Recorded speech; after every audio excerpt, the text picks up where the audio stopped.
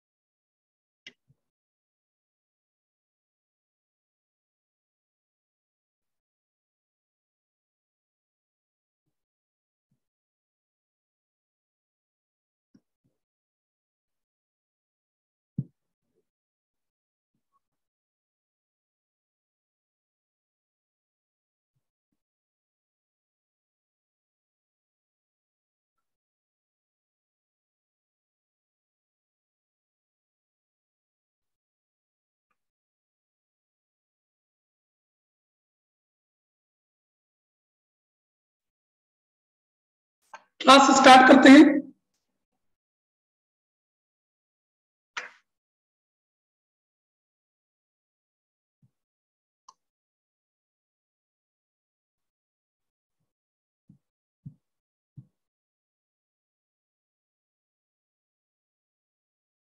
अभी केमिस्ट्री है बेटा।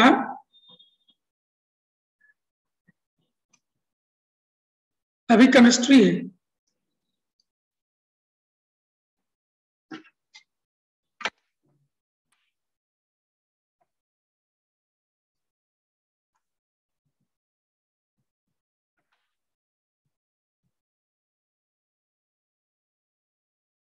स्टार्ट करें। पूछा गया है कि डाइकार्बोक्सिलिक एसिड का एसिडिक स्ट्रेंथ एक बार और रिपीट कर दीजिए। तो वहीं से स्टार्ट करते हैं हम लोग।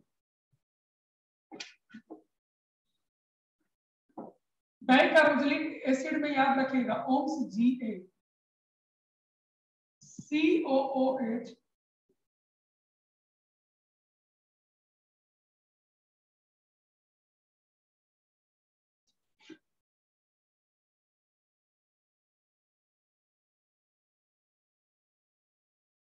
इस तरह से आगे आप और देखिए एसिडिक हाइड्रोजन आपको इनका देखना है,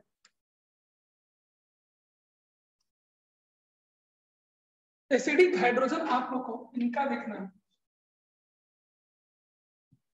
ये किस तरह का ग्रुप है, ये माइनस आई इफेक्ट स्वयं ग्रुप। तो माइनस आई इफेक्ट जितना ज्यादा होगा एसिडिक स्ट्रेंथ उतना ही ज्यादा हो जाएगा। एक चीज बताओ, ये ग्रुप इसके नजदीक है ना, बीच में एक कार्बन आ गया तो दूर चला गया, दूर चला गया तो माइनस आई कम हो जाएगा, एसिडिक स्ट्रेंथ भी कम हो जाएगा। यहाँ पर एक कार्बन और बढ़ गया, ये और दूर चला गया, एसिडिक स्ट्रेंथ और कम हो गया, सबसे ज्यादा एसिडिक स्ट्रेंथ इसका होगा। और इस तरह से आपको ऑर्डर चलेगा, ठीक है, इस तरह से ऑर्डर आपको चलेगा। आवाज मेरा जा रहा है बेटा, इधर से मैं टेस्ट कर चुका हूं।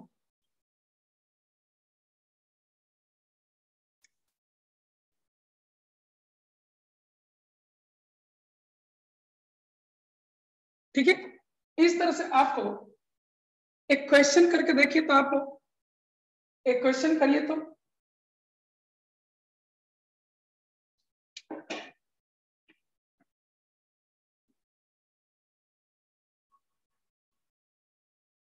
choose among the following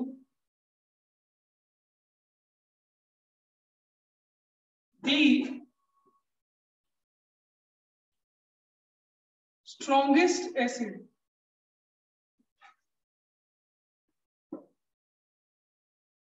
CH3 whole 2CH CH2COH CH3 CH2 CH2 CH3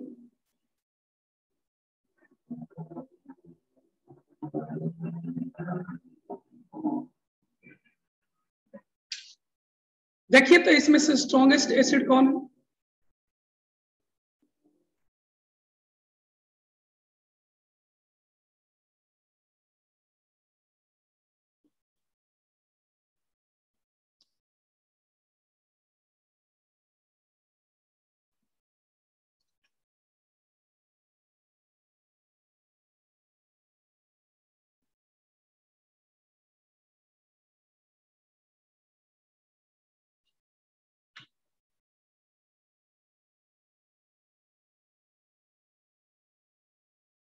देख लिया आप लोग, गौतम आप गलत हो,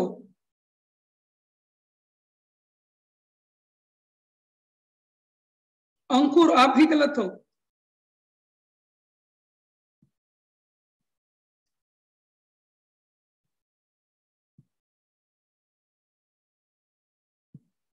आंसर इज डी। कैसे? एक चीज बताओ, ये जो ग्रुप लगा हुआ है कैसा ग्रुप है? प्लस आई इफेक्ट शो करने वाला ग्रुप। ये कैसा ग्रुप है? प्लस आई इफेक्ट शो करने वाला ग्रुप। ये कैसा ग्रुप है? प्लस आई इफेक्ट शो करने वाला ग्रुप। यहां पर ऐसा कोई ग्रुप नहीं लगा हुआ है। प्लस आई इफेक्ट क्या करता है? इलेक्ट्रॉन डेंसिटी को बढ़ाता है और एसिडिक स्ट्रेंथ को कम करता है। तो मोस्ट एसिडिक कौन हो जाएगा? डी। क्लियर हुआ? मोस्ट एसिडिक कौन हो जाएगा? D.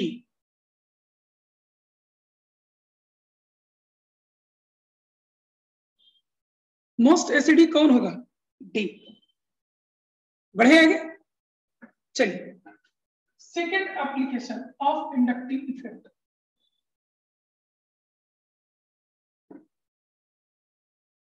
Second application, stability of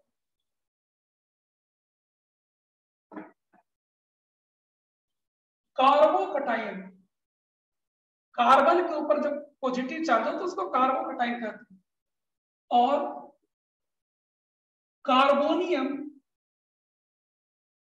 ion, stability of carbocation और कार्बोनियम आयन। ये ओल्ड नेम है, रियल एग्जाम में आज भी यही यूज होता है। कार्बोनियम आयन नया नाम है अकॉर्डिंग टू व्हाइटहेड, ये अभी कम यूज होता है।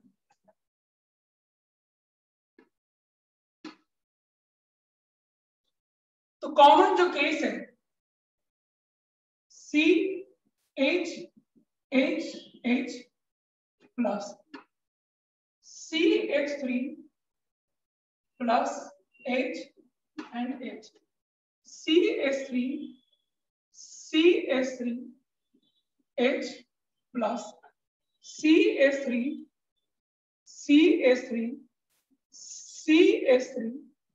And plus.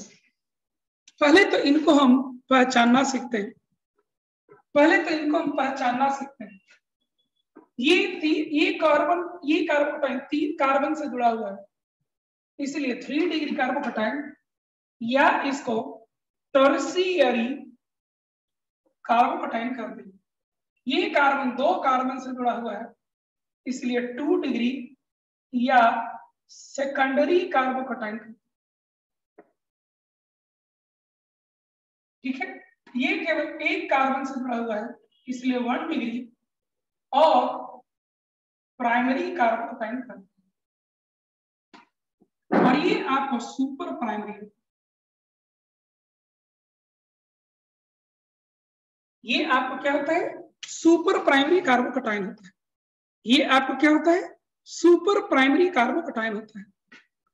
ठीक है, ये क्या होता है, आपको सुपर प्राइमरी कार्बोकटायन आपको होता है। अब एक चीज देखिए आप कि कार्बन पर पॉजिटिव चार्ज एक ही है सब जगह, लेकिन यहां से आप यहां जब जाते हैं, यहां से यहां जाने पर आप देखिए कि एक मिथाइल ग्रुप लगा हुआ है जो कि प्लस आई इफेक्ट शो करता है। तो methyl group plus I effect जब शो करेगा तो इलेक्ट्रॉन डेंसिटी को यहां देगा और इस पॉजिटिव चार्ज को कुछ न्यूट्रलाइज करेगा, स्टेबिलिटी इसको बढ़ाएगा, इससे ज्यादा स्टेबल आपको ये हो जाएगा। अब जब आप यहां आते हैं तो ऐसे ऐसे 2 मिथाइल ग्रुप लगे हुए हैं, ये दोनों अपने प्लस आई इफेक्ट से इलेक्ट्रॉन डेंसिटी इसको देगा, इस पॉजिटिव चार्ज को ज्यादा न्यूट्रलाइज करेगा। और जब हम इस केस में आते हैं, यहाँ 3 plus I effect showing group है, ये तीनों इलेक्ट्रॉन डेंसिटी और ज्यादा बढ़ाएगा, पॉजिटिव चार्ज को और ज्यादा न्यूट्रलाइज करेगा, स्टेबिलिटी आपको और ज्यादा होगा, स्टेबिलिटी आपको और ज्यादा होगा यहाँ पर। तो यहाँ पर स्टेबिलिटी का ऑर्डर अगर डायरेक्टली पूछा जाए तो आपको ये हो जाना चाहिए। किसी को अगर दिक्कत हो यहाँ बोलिए, किसी को अगर दिक्कत हो यहाँ बोलिए। ऑडियो बाबू मेरे साइड से ठीक ही जा रहा है, आप थोड़ा खुला हुआ स्पेस में जाइए, ठीक है।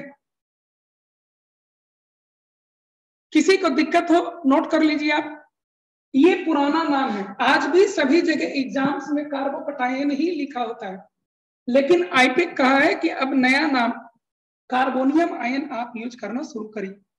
ठीक है, एक बार और देखिए आप, एक बार और देखिए, पॉजिटिव चार्ज तो हमने सब पर एक ही दिया, लेकिन जब आप यहां से यहां आते हो आपको एक मिथाइल ग्रुप आता है, मिथाइल ग्रुप के आने से ये प्लस आई इफेक्ट शो करेगा।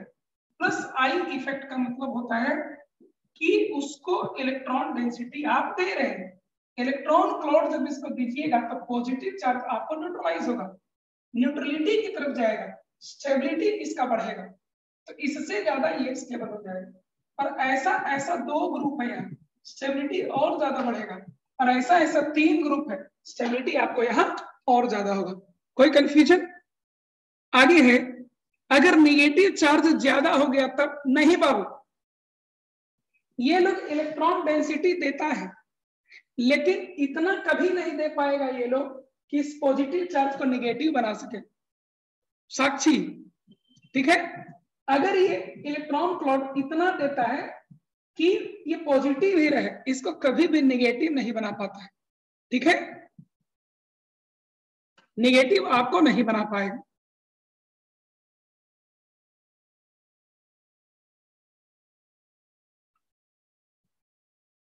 न्यूट्रल भी नहीं कर पाएगा। मतलब समझिए 5-10% का खेला चलता है, 100% का खेला नहीं चलता है। ठीक है, 5-10% का खेला चलता है, 100% का खेला नहीं चलता है। प्रिंस,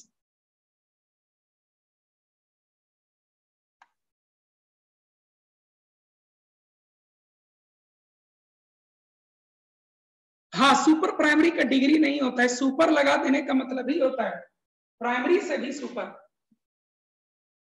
ठीक है, चलिए नोट कर लिए। इसके आगे हमें सीखना है stability of कार्बेनाइन। Stability of कार्बेनाइन,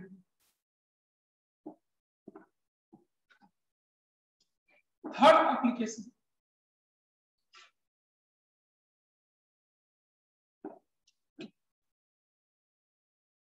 stability of कार्बेनाइन, stability of कार्बेनाइन, stability of कार्बेनाइन,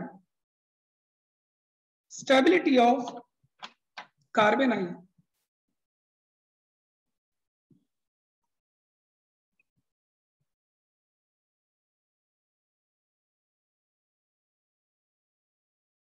note कर लिए?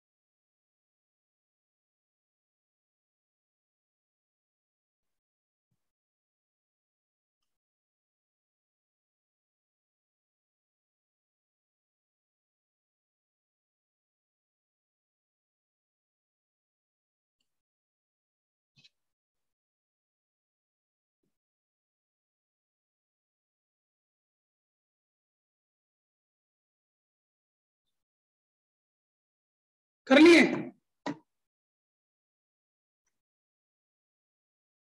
चलिए, स्टेबिलिटी ऑफ कार्बेनाइन।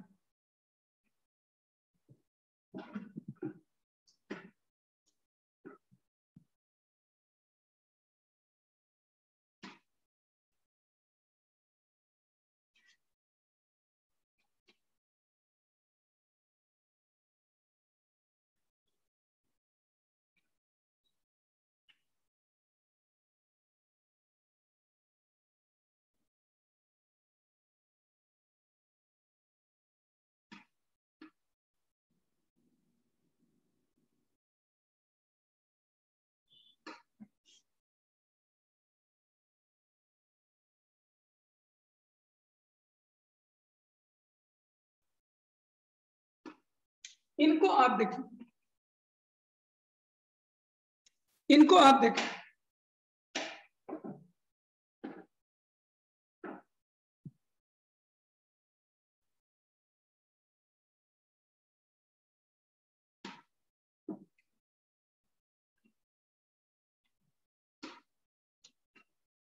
इनको हम लोग कार्बेनाइन कहते हैं। कार्बन पर जब निगेटिव चार्ज हो तो इसको हम लोग कार्बेनाइन कहते हैं। ठीक है, आप एक चीज देखिए, ये प्लस आई इफेक्ट इस बार भी शो करेगा, इसकी वजह से इससे ज्यादा ये इलेक्ट्रॉन डेंसिटी देगा।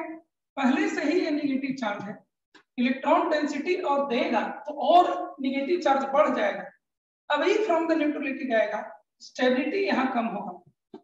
जब आप यहां से यहां जाते हो तो आपको दो ग्रुप ऐसे हैं जो प्लस आई इफेक्ट शो करेंगे, यानी कि इलेक्ट्रॉन डेंसिटी यहाँ और ज्यादा बढ़ेगी। अवे फ्रॉम द न्यूट्रलिटी और ज्यादा चले जाएगा, स्टेबिलिटी और कम हो जाएगा। इसी तरह से यहां देखिए 3 ग्रुप ऐसे हैं जो प्लस आई इफेक्ट शो करते हैं, 3 ग्रुप ऐसे हैं जो प्लस आई इफेक्ट शो करते हैं।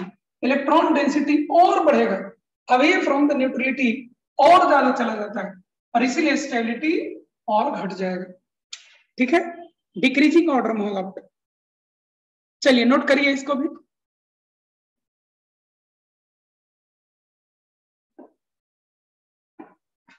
इसके बाद हम लोग स्टार्ट करते हैं रेजोनेंस।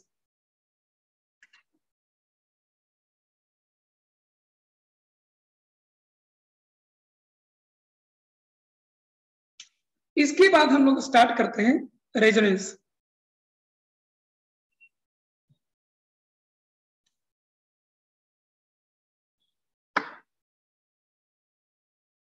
देखिए जिसको जिसको रिकॉर्डिंग चाहिए वो लोग अपना पेमेंट अपडेट करवा लीजिए।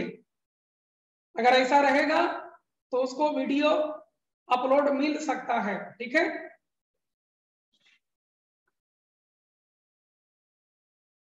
एक बार और देखिए, गौतम ने पूछा है कार्बन एक खुद नेगेटिव चार्ज रखे हुए, यहां नेगेटिव चार्ज और स्टेबिलिटी का ग्राफ ऐसे जाता है।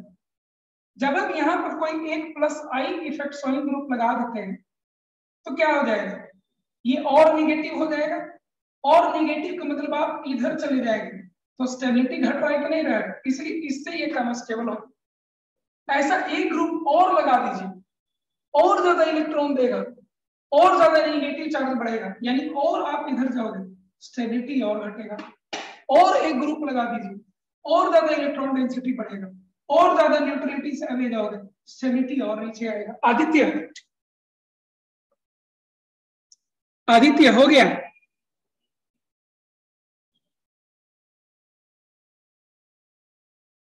टॉपिक लिखिए रेजोनेंस।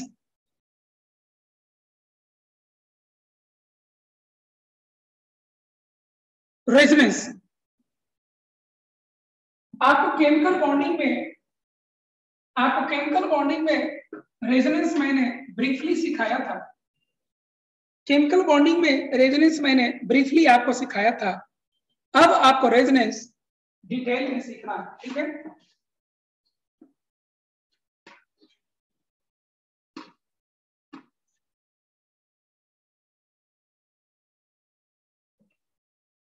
अब आपको रेजोनेंस बहुत ही डिटेल में सीखना है।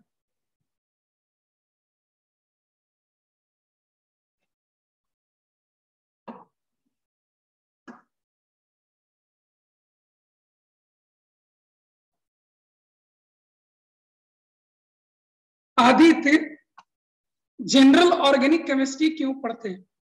ऑर्गेनिक में होने वाले जितने भी फेनोमेनन हैं, किसका किस पर रिएक्शन होगा, कौन किस से रिएक्शन जाएगा नहीं जाएगा, किसका मेल्टिंग पॉइंट ज्यादा होगा कम होगा, कौन पानी में ज्यादा घुलेगा कम घुलेगा, ये सारा चीज स्टडी करने के लिए हमारे पास कुछ बेसिक नॉलेज होना चाहिए। यही बेसिक नॉलेज आपका क्या है?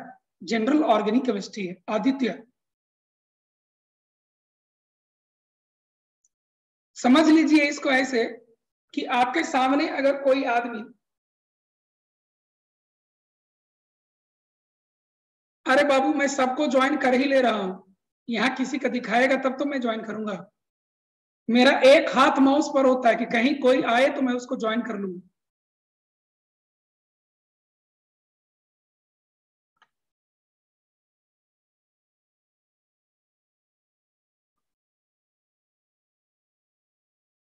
समझे?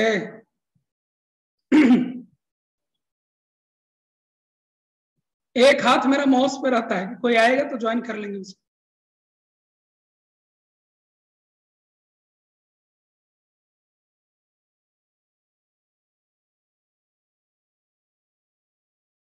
चलिए आगे बढ़ते हैं।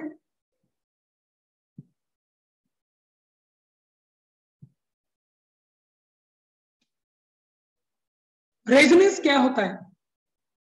रेजोनेंस क्या होता है? हम लोग कितना बढ़िया सीखे थे केमिकल बॉन्डिंग में कि कोई भी कंपाउंड का नाम दीजिए, कोई भी कंपाउंड का नाम दीजिए और उसका स्ट्रक्चर हम लोग लिख लेते थे। केमिकल बॉन्डिंग में सीखे ना हम लोग कि किसी भी कंपाउंड का नाम दीजिए, उसका स्ट्रक्चर लिखा जाएगा। लेकिन दिक्कत ये होता था कि कई बार किसी कंपाउंड का ऐसा स्ट्रक्चर होता है जो वैलेंस बॉन्ड थ्योरी के किसी एक स्ट्रक्चर से दिए गए, मतलब किसी एक स्ट्रक्चर से उस कंपाउंड के सारे प्रॉपर्टीज को एक्सप्रेस नहीं किया जा पाता। मेरा बात ध्यान से सुनिएगा। कई कंपाउंड के स्ट्रक्चर ऐसे हैं जिनको एक सिंगल स्ट्रक्चर से रिप्रेजेंट नहीं किया जा सकता, ठीक है? या कहिए कि कोई एक प्रिंसिपल को यूज करते हुए उसके स्ट्रक्चर को कंप्लीटली रिप्रेजेंट नहीं किया जा सकता है। ऐसे केस में हमें सेवरल स्ट्रक्चर्स ड्रॉ करने पड़ते हैं, कुछ बातों को ध्यान में रखते हुए। उन बातों को ध्यान में रखते हुए जब हम सेवरल स्ट्रक्चर ड्रॉ करते हैं, ठीक है, तो इसी में हमें रेजोनेंस का क्वेश्चन उठता है। क्या होता है उसमें? रेजोनेंस का क्वेश्चन हमें वहीं पर उठता है, ठीक है? और रेजोनेंस वहीं से शुरू होता है। तो मैं चाहता हूं कि रेजोनेंस आप बहुत अच्छा से सीखिए, क्योंकि बहुत ज्यादा ये इस्तेमाल होगा। इंटायर ऑर्गेनिक केमिस्ट्री में रेजोनेंस कदम कदम पर आपके साथे बैठा रहे। तो कुछ थ्योरेटिकल पार्ट है, उसको करते भी चलते हैं, समझते भी चलते हैं और लिखते भी चलते हैं। स्टार्ट करिए, पॉइंट दे दे करके लिखिएगा, लिखिए। ये जो मैं लिखवा रहा हूं अभी आपको, ये सारे आप पढ़ने के साथ ही दिमाग में आपको कुछ कुछ कॉन्सेप्ट बनना शुरू हो जाएगा। ये उसी तरह के लैंग्वेज में मैंने लिखा है ताकि आपको दिमाग में जाने के साथ ही, हाँ डिफिनीशन ही दे रहे हैं बाबू, लेकिन रेजोनेंस एक ऐसा चीज है जिसका डिफिनीशन भी आपको नहीं पता चलेगा, पूरा डिफिनीशन। तो डिफिनीशन को समझने के लिए भी हमें कुछ बैकग्राउंड चाहिए, वो बैकग्राउंड मैं आपको दे रहा हूं, बहुत ही बेसिक से मैं दे रहा हूं, ठीक है? लिखिए, तो पहले लिखिए, many organic compounds, many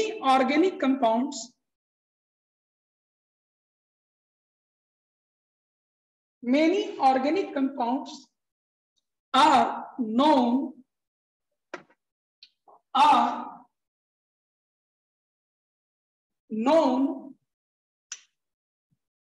which are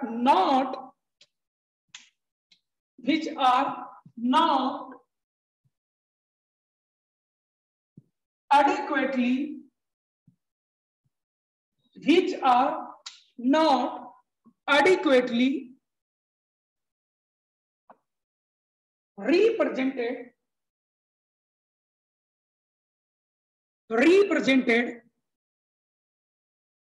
by single valence bond structure.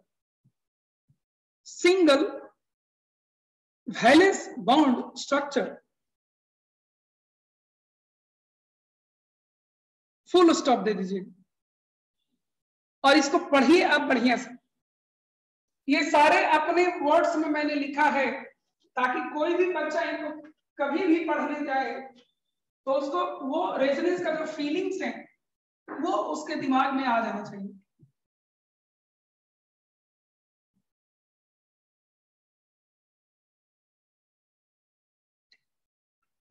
क्या लिखा हुआ है कि बहुत सारे ऐसे, हाँ, by single valence bond structure, by single valence bond structure, by single valence bond structure, by single valence bond structure. Arushi, adequately का मतलब होता है कि जो चीज जितना चाहिए उतना ही, तो उसको एडिक्वेट कहते हैं। जो चीज जितना चाहिए उतना ही अगर रहे तो उसको एडिक्वेटली कहते हैं। अब बताइए लिखा हुआ लाइन कितना क्लियर है एकदम, कि ऑर्गेनिक कंपाउंड में बहुत सारे ऐसे स्ट्रक्चर है जिनको जिनको जैसा होना चाहिए उसी तरह से वैलेंस बॉन्ड थ्योरी को इस्तेमाल करके रिप्रेजेंट नहीं किया जा सका है, रिप्रेजेंट नहीं किया जा सका है। जैसे सिंपली एक बेंजीन का ही स्ट्रक्चर देखिए, जब मैं आपको केमिकल बॉन्डिंग पढ़ा रहा था तब मैंने आपको कहा था कि बेंजीन में कुछ बॉन्ड डबल बॉन्ड होते हैं और कुछ बॉन्ड सिंगल बॉन्ड होते हैं। याद करिएगा, कुछ बॉन्ड डबल बॉन्ड होते हैं और कुछ बॉन्ड सिंगल बॉन्ड होते हैं। आपको तो पता है क्या डबल बॉन्ड का लेंथ और सिंगल बॉन्ड का लेंथ बराबर होता है क्या? क्या डबल बॉन्ड का लेंथ और सिंगल बॉन्ड का लेंथ बराबर होता है क्या? बताइए मुझे। नहीं, लेकिन तभी सारी किताबों में बेंजीन को आप ऐसे लिखे हुए देखिएगा, इज इट ट्रू और false this structure, whether this structure correctly represent the benzene or not? The answer is no. ये बेंजीन को करेक्टली रिप्रेजेंट नहीं करता है। थ्योरी क्या कहता है? थ्योरी कहता है कि बेंजीन के अंदर में 3 डबल बॉन्ड होते हैं अल्टरनेटिवली और 3 सिंगल बॉन्ड होते हैं alternatively. According to this theory the double bond should have been smaller in length and single bond should have been longer in length, but the reality is that all carbon-carbon bond in the benzene ring are found to be equal according to experiments. तो कौन सही है? क्या chemical bonding में जो हमने valence bond theory सीखा, जिसके हिसाब से ये स्ट्रक्चर अभी बोर्ड पर बना हुआ है, क्या वो गलत है? क्या वो गलत है? नहीं, गलत नहीं, बल्कि उसमें कुछ कम है, कुछ मिसिंग है। जो वैलेंस बॉन्ड थ्योरी जो हमने केमिकल बॉन्डिंग में सीखा वो गलत नहीं है, उसमें कुछ कम है, उसमें कुछ ऐड कर दे तो हमारा वो भी करेक्ट हो जाएगा। ठीक है, इसी चीज को हमें ध्यान से सीखते जाना है। बढ़िया से सीखिएगा आप, मैं स्लो चलूंगा यहाँ। तो ये बात शायद आपके दिमाग में आया होगा कि सही में ऐसा कोई कंपाउंड, ऐसा बहुत सारा कंपाउंड होगा ऑर्गेनिक केमिस्ट्री में जिसको अकेले एक स्ट्रक्चर से उस तरीके से नहीं दिखाया जा सकता है जिस तरह का वो रियली में एक्सपेरिमेंट में पाया गया। मेरा बात पकड़िएगा, अकेले एक स्ट्रक्चर से उसको उस तरीके से नहीं दिखाया जा सकता है जिस तरह का वो रियली में पाया जाता है। मेरा बात समझ में आया? यही है आपका पॉइंट नंबर 1। तो यही से हमें समझ में आने लगता है कि ओ, हमारे थ्योरी में कुछ पीछे कमी रह गया था। उन कमियों, उन लैगिंग पॉइंट्स को हमें दूर करना होगा। उन कमियों को, उन लैगिंग पॉइंट्स को हमें दूर करना होगा। ठीक है, चलिए नेक्स्ट पॉइंट लिखिए। All the properties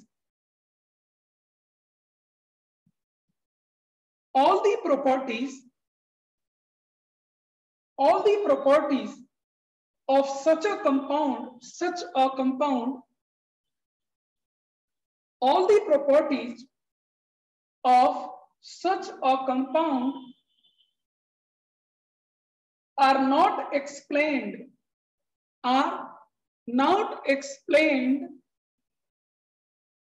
by a single structure, are not explained by a single structure, are not explained by a single structure, not explained by a single structure। देखिए कितना अच्छा से लिखा हुआ है। इस पॉइंट को समझने में कोई दिक्कत हो आपको? अकेला ये जो स्ट्रक्चर जो बोर्ड पर लिख दिया हूं मैं, क्या इसके अकॉर्डिंग क्या ये प्रूफ हो जाता है क्या कि बेंजीन के अंदर में 6 carbon bond, all carbon bonds are identical? क्या प्रूफ हो जाता है क्या इस स्ट्रक्चर से? द आंसर इज नो, नहीं होता है। यानी हमें कुछ और चीजें यहां लाने होंगे। तो ये पॉइंट तक मैं समझता हूं आपको क्लियर है। आगे चलिए आप। For such compounds, for such compounds, for such compounds, comma दे दीजिएगा, it is necessary that for such compounds it is necessary that other structure be devised, other structure be devised, other structure be devised to explain all the properties, to explain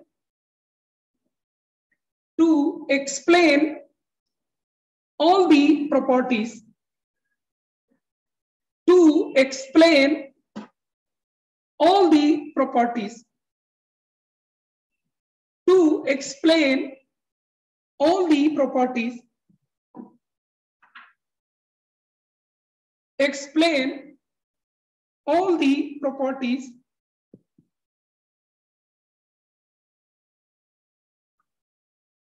लिख लिए। This is the basis of the concept of resonance. लिखिए, this is the basis, this is the basis of the concept of resonance. This is the basis of the concept of resonance. This is the basis of the concept of resonance. और यहीं पर आपको resonance का जरूरत होता है। देखिए क्या होता है, according to valence bond theory, जो कार्बन कार्बन डबल बॉन्ड होता है वो छोटा होना चाहिए। क्या होना चाहिए? वो छोटा होना चाहिए आपको।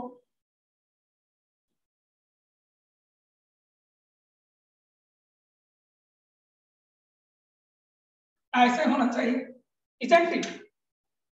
कार्बन कार्बन डबल बॉन्ड छोटा होता है, हाइब्रिडाइजेशन अब हम लोग सीख चुके हैं। कार्बन कार्बन डबल बॉन्ड छोटा होता है और सिंगल बॉन्ड बड़ा होता है। तो उस थ्योरी के अकॉर्डिंग इस तरह का स्ट्रक्चर इसको होना चाहिए।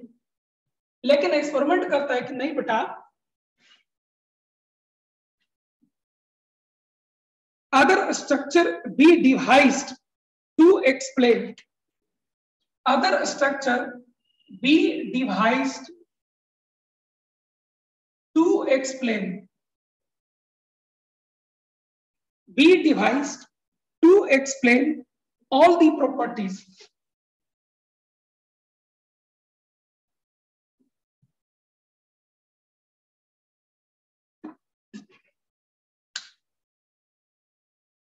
तो according to valence bond theory ऐसा स्ट्रक्चर होना चाहिए जिसमें 3 बॉन्ड छोटे छोटे होने चाहिए और 3 बॉन्ड बड़े बड़े होने चाहिए। होने चाहिए कि नहीं? हाँ, ये थर्ड पॉइंट है, वो अंत हो गया। तो इसके हिसाब से जब देखा जाए, इसके हिसाब से जब देखा जाए, अरे पीछे तो लिखवाए हैं उसी का, ये कोई पॉइंट नहीं, ये पीछे वाला पॉइंट है।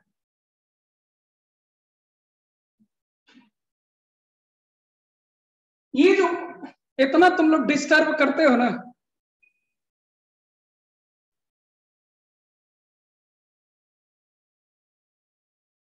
अक्षय कुमार, तुम ही लोग का यही सब इशू हम हर समय डील करते रहेंगे कि वीडियो मिलेगा कि नहीं मिलेगा, मिलेगा कि नहीं मिलेगा।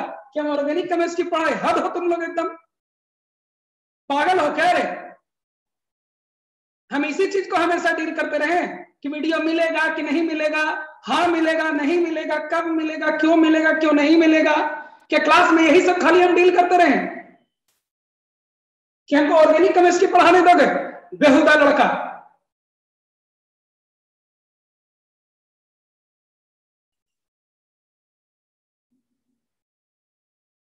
डिस्टर्ब कर देते हो तुम लोग, पढ़ाने देते हैं नहीं हो। टीचर के दिमाग में कंसंट्रेशन नहीं रहेगा तो कहां से पढ़ाएगा। गए कॉलेज का पढ़ाई चल रहा है यहाँ पर कि जो मैंने हम बोलते चले जाएंगे। हमें एक एक चीजों को कनेक्ट करके दिमाग में बैठाना पड़ता है आपको। यहाँ इस तरह से नहीं हमें होता है कि पढ़ा दिए बच्चा को समझ में आवे या ना आवे कोई मतलब नहीं है। हद है एकदम।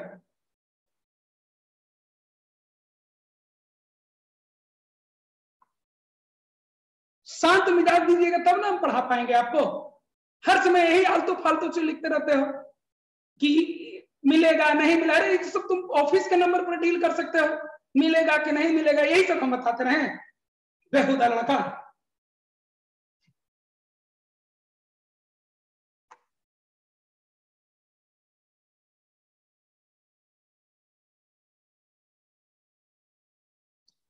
हाँ, तो ये चीज हम देखते हैं यहाँ पर कि ये बॉन्ड जो है आपको VBT थ्योरी से एक्सप्लेन नहीं हो पाता है। ठीक है, तो जब ये VBT थ्योरी से आपको एक्सप्लेन नहीं हो पाता है तो हम लोग तुरंत, याद होगा केमिकल बॉन्डिंग में भी इसको हम लोग बोले थे कि ना ये ट्रू स्ट्रक्चर नहीं है। ये बेंजीन का जो एक्सपेरिमेंटल फाइंडिंग्स है उसको ये करेक्टली एक्सप्लेन नहीं करता है। तो फिर कैसे करता है? तो हम एक और स्ट्रक्चर इसका ड्रॉ किए थे, याद होगा, इस तरह से करते हैं और हम कहे थे कि एक स्ट्रक्चर इसका और बनेगा।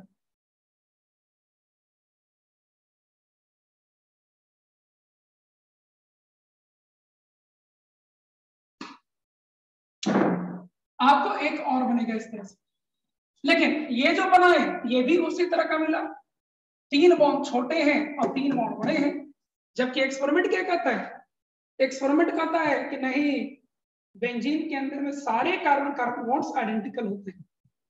बेंजीन के अंदर में सारे कार्बन बॉन्ड्स आइडेंटिकल होते हैं और तब जाकर के हम लोग हाइब्रिड स्ट्रक्चर बनाए थे, याद होगा आपको, जिसमें बताए थे कि डबल बॉन्ड कैरेक्टर सभी जगह एक जैसा होता है। डबल बॉन्ड कैरेक्टर आपको सभी जगह एक जैसा होता है और इसीलिए बॉन्ड आपको सारे एक जैसे होते हैं। ये स्ट्रक्चर कैसे बना है? Chemical bonding valence bond theory को यूज करके। ये स्ट्रक्चर कैसे बना है? वैलेंस बॉन्ड थ्योरी को यूज करके। क्या ये दोनों करेक्टली बेंजीन में होने वाले बेंजीन के प्रॉपर्टीज को करेक्टली एक्सप्लेन किया? नो। और इसीलिए हम रेजोनेंस का कॉन्सेप्ट लाए हैं। इसको जब हम इस कॉन्सेप्ट में लगा देंगे, रेजोनेंस के कॉन्सेप्ट को, तब जाकर के हमें एक नया स्ट्रक्चर मिलता है। ये एक ऐसा स्ट्रक्चर है जो बेंजीन में पाए जाने वाले सभी प्रॉपर्टीज को करेक्टली एक्सप्लेन करता है। ये एक स्ट्रक्चर है। आप बात समझ रहे हैं?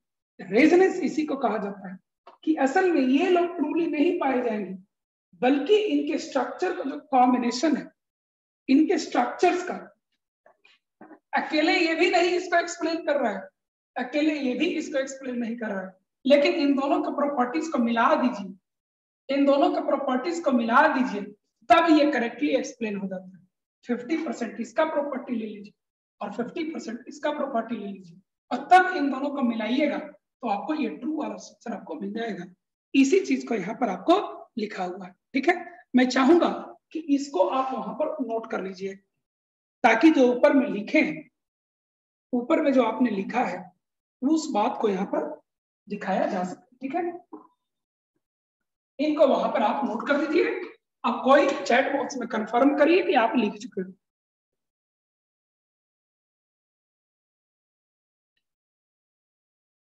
लिख लिए?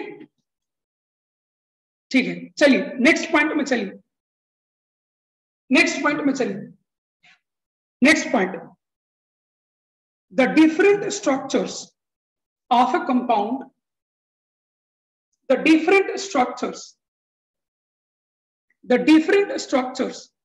of a compound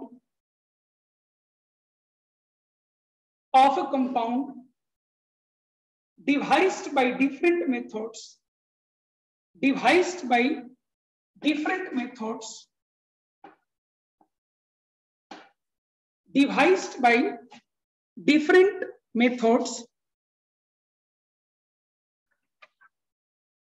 in a fixed atomic in a fixed atomic skeleton. In a fixed atomic skeleton. In a fixed atomic skeleton are called resonance.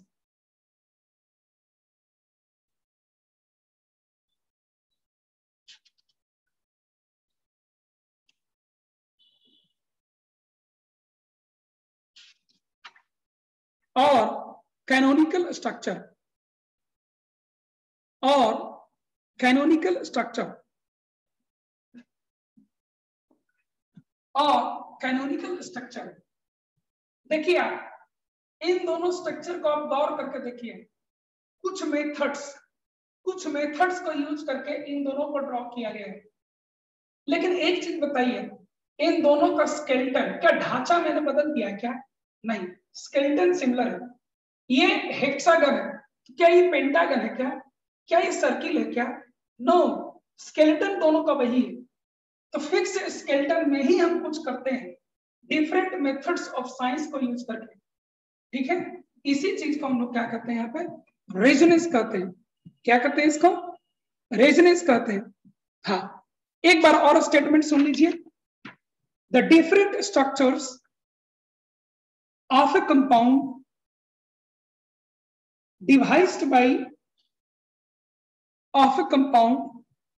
devised by different methods in a fixed atomic skeleton, in a fixed atomic skeleton are called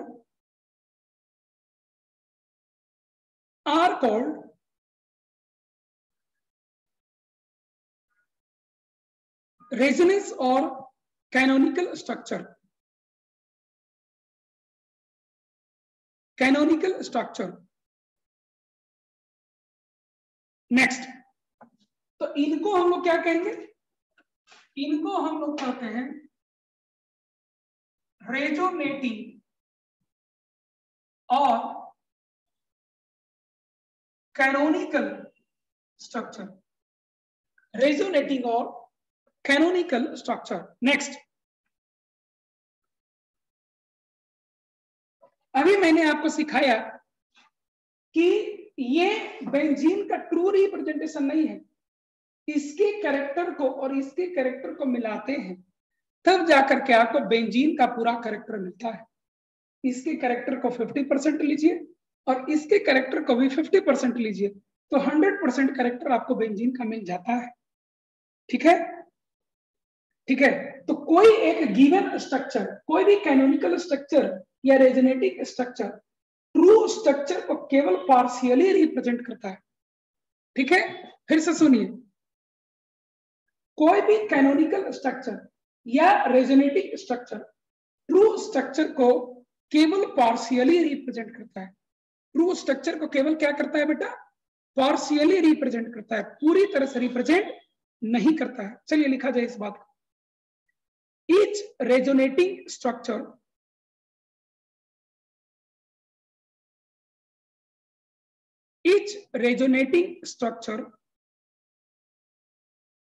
represents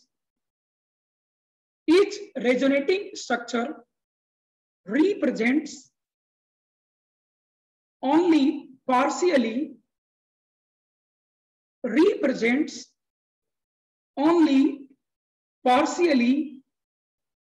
to the real state of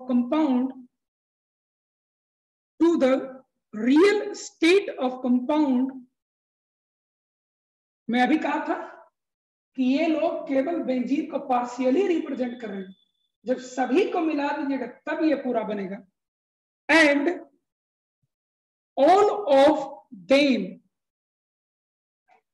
और ऐसे ऐसे सारे structures, all of them in combination and all of them in combination represent the compound, all of them in combination represent the compound completely. Represent the compound completely. पढ़ के देखिए तो ये वाला पॉइंट पूरा।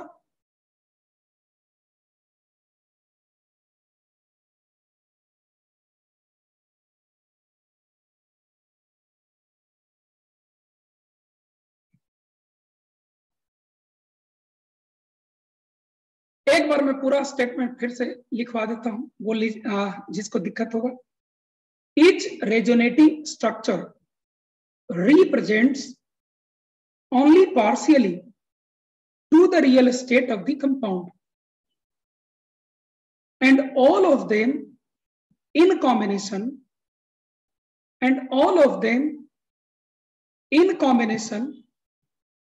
represent the compound completely. Represent the compound completely.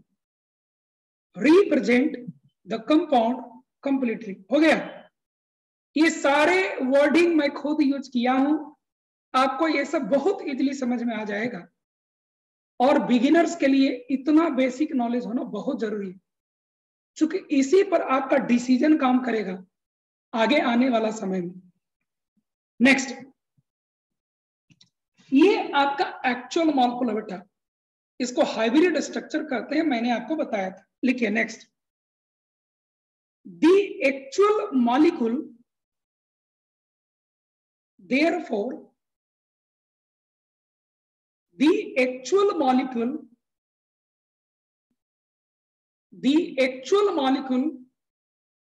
therefore does not vibrate or oscillate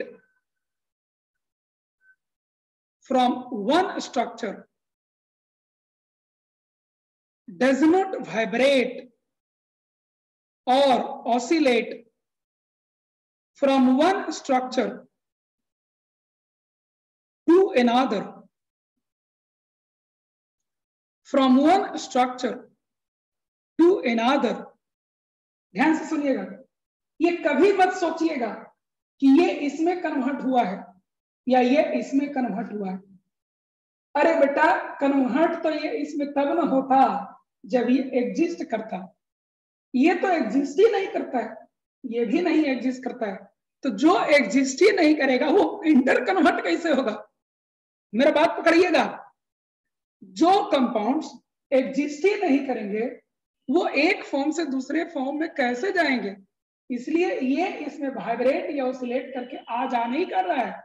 ये मत सोचिएगा कि आवाजाही करते रहता है, ऐसा कुछ नहीं है। ये अपना एक स्ट्रक्चर, ये अपना एक स्ट्रक्चर है। तो फिर आपके मन में आएगा, तो सर क्यों ड्रॉ किया आप, ये तीर मारकर क्यों दिखाए? ये बेटा तीर मार करके हम दिखाते हैं अपने दिमाग में बैठाने के लिए कि हाँ, इस तरीके से कुछ इसके अंदर में इलेक्ट्रॉन क्लाउड का डिलोकलाइजेशन हुआ है। समझ गए? अपने दिमाग में हम लोग बैठाने के लिए इन सब स्ट्रक्चर्स को ड्रॉ करते हैं। उसी में लिखिए, but has one and only one structure, but has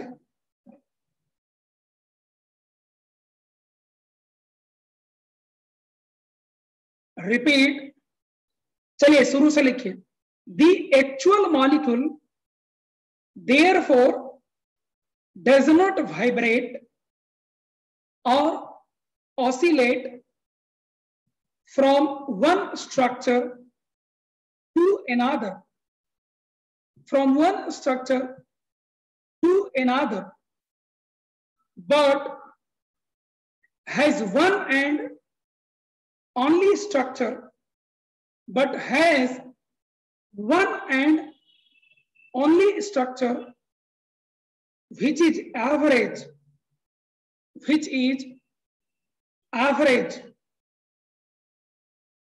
of all these structures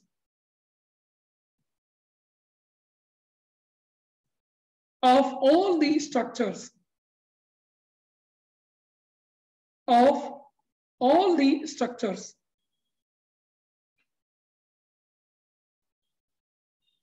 Next, the different resonating structure do not exist, which is average, which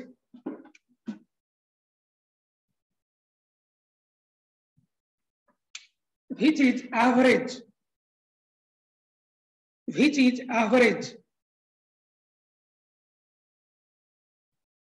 of all the structures, of all the structures, of all the structures. आगे लिखिए, the different resonating structures do not exist. The different resonating structure do not exist. इसको कहते हैं hybrid structure, resonance hybrid, यही आपका होता है true structure. और ये सब क्या होते हैं बेटा? हाइपोथेटिकल। अभी रेजोनेंस शुरू हुआ है, अब खुलेगा इसका पत्ता, अभी तो एक पत्ता खुला है, अब इसका सीखते हैं दूसरा पत्ता। 4 पत्ता है, चारों पत्ता अगर बढ़िया समझ में आ गया तो रेजोनेंस क्या बहादुर।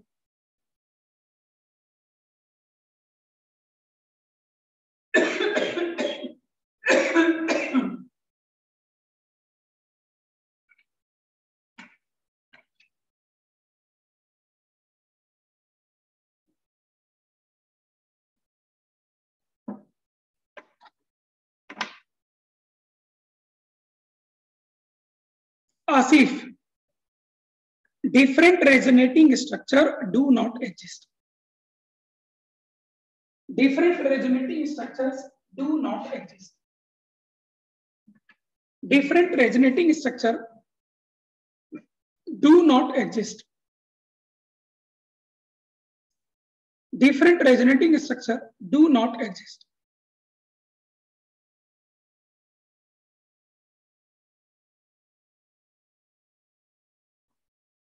विष्णुकांत पांडे, फिर से आप वही काम करना शुरू कर दिए।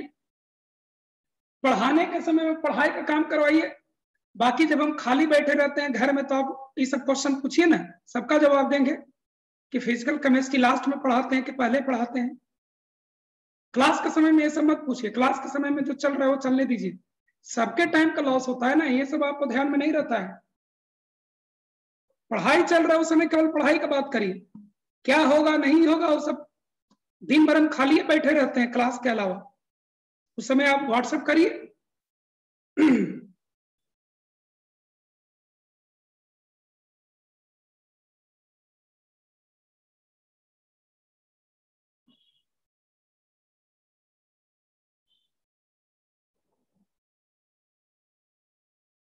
चलिए, एक पत्ता हमारा साफ हो गया कि रेजोनेंस के बेसिक जो होता है, एकदम बेसिक, कि रेजोनेंस हम क्यों सोचते हैं, ये सब चीज हम लोग को मालूम है। अब हम लोग सीखते हैं रेजोनेटिंग स्ट्रक्चर लिखने के क्या नियम कानून है।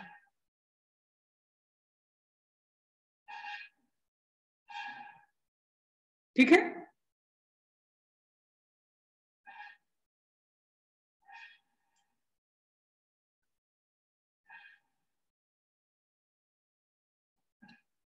rules for writing resonating structure. Rules for writing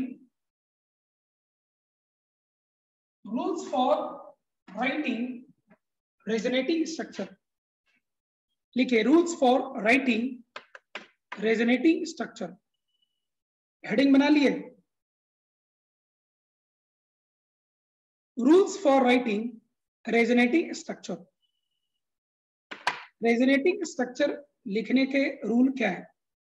सबसे पहला रूल लिखिए, atoms are not move. Items are not move. जब भी आप रेजोनेटिंग स्ट्रक्चर लिखने लगे,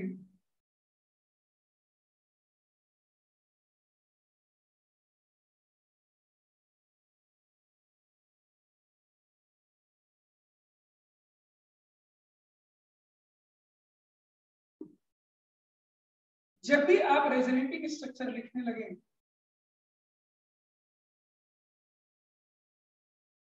तो आप आइटम को मूव मत करवाइए। जैसे इसमें आपको एक नजरिए से देखने में लगेगा कि पाई बॉन्ड यहां से चलकर यहां आ गया। देखिए गौर से, पाई बॉन्ड यहां से चलकर यहां आ गया। देखें, ऐसा लग रहा है कि नहीं लग रहा है आपको?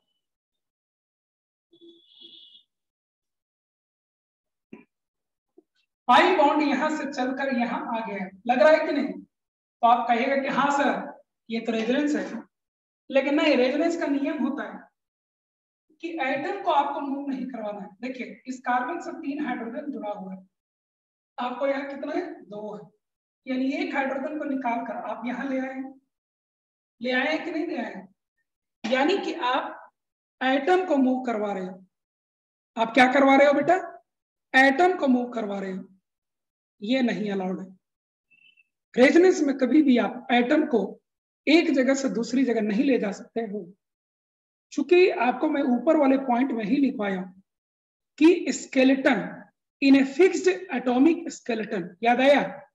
इन ए फिक्स्ड एटॉमिक स्केलेटन होना चाहिए। मतलब एटॉमिक स्केलेटन को आप चेंज नहीं कर सकते हो। मतलब जो एटम जहां जुड़ा हुआ है वो वहीं जुड़ा हुआ रहेगा। कभी भी आप एटम को एक जगह से दूसरी जगह डिस्प्लेस नहीं कर सकते, ठीक है? कभी भी आप एक एटम को दूसरी जगह नहीं ले जा सकते। Atoms are not moved. कभी भी एटम को आप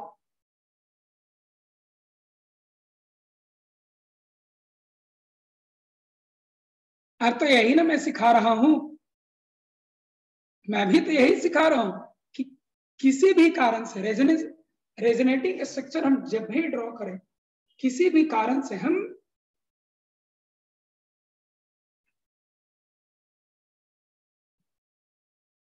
किसी भी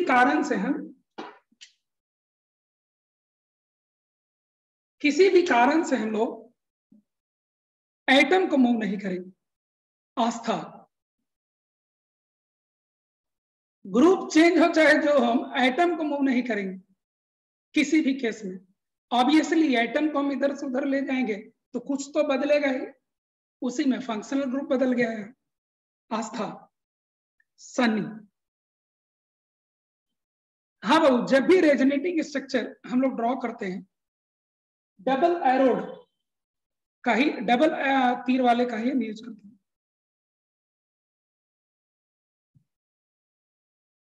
बाबू इसमें कर रहे हैं इसीलिए तो ये गलत है।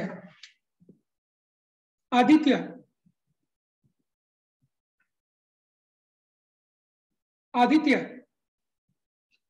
ऐसा अलाउड नहीं है, यही तो लिखा हुआ है, एटम्स आर नॉट मूव। हम कभी भी एटम को एक जगह से दूसरी जगह नहीं ले जा सकते।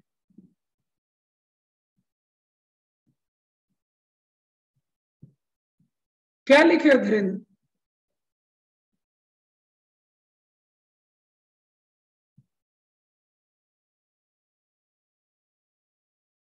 धर्मेंद्र, धीरेन्द्र आपको ऊपर वाला लाइन में नहीं समझ पाया।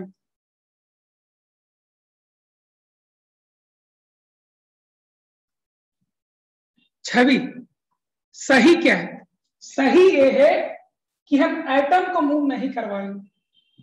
क्या क्या नहीं करेंगे वो सब मैं आपको बता रहा हूं, बाकी आप सब कुछ कर सकते हो, ठीक है? अभी तो रूल 1 आया है, अभी चलने तो दीजिए। छवि,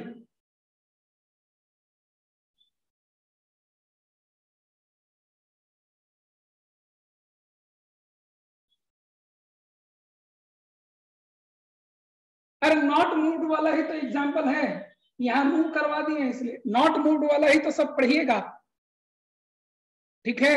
जितना रेजोनेंस का एग्जांपल आएगा नॉट मूव्ड वाला ही आएगा, ठीक है। और अभी तो शुरू कर रहे हैं ना, लिमिटेशन बांधने दीजिए मुझे, फिर आपको सारा बात समझ में आएगा। रूल 2, रेजोनेंस में हमारे सिलेबस में जब भी रेजोनेटिंग स्ट्रक्चर या तो वो ड्रॉ करके देगा या हमें ड्रॉ करना होगा, तो उसमें मोस्ट ऑफ द टाइम्स आप एक चीज पाएंगे कि सेकंड पीरियड के एटम ही सभी जगह इस्तेमाल हुए हैं। Carbon, nitrogen, oxygen, fluorine, mostly इन्हीं सब का यूज किया गया है। इवन बोरन का भी यूज कम करते हैं, बेरिलियम का भी यूज नहीं किया जाता है, ठीक है। तो मैं आपको ये बता रहा हूं कि मोस्ट ऑफ द टाइम आपको जब सेकंड पीरियड के ही एलिमेंट मिलेंगे और यहां पर आप इलेक्ट्रॉन क्लाउड को डिलोकलाइज करने की बात चलती है, इलेक्ट्रॉन क्लाउड को एक जगह से लेकर दूसरी जगह ले जाने की आप बात करते हैं, तो इलेक्ट्रॉन क्लाउड को एक जगह से दूसरी जगह आप लेकर जाएंगे तो किसी एक जगह पर बॉन्ड को आप तोड़ेंगे और दूसरी जगह जहां लेकर जाएंगे वहां बनाएंगे। तो इस चीज का आप हमेशा ध्यान रखिए कि बॉन्ड बनाते बनाते कहीं 5 बॉन्ड मत बना दीजिए आप, क्योंकि जितने भी एलिमेंट्स मोस्टली आपके सामने आएंगे वो सेकंड पीरियड के एलिमेंट्स होंगे, और आप ध्यान नहीं दीजिएगा तो कभी कभी आपको 5 बॉन्ड भी बन चुका होगा। इसलिए आप ये ध्यान दीजिएगा कि सेकंड पीरियड के एलिमेंट का कभी भी 5 बॉन्ड नहीं बनना चाहिए। चलिए लिखिए rule 2, second period elements bracket में लिख लीजिएगा, carbon, nitrogen, oxygen and fluorine. Second period elements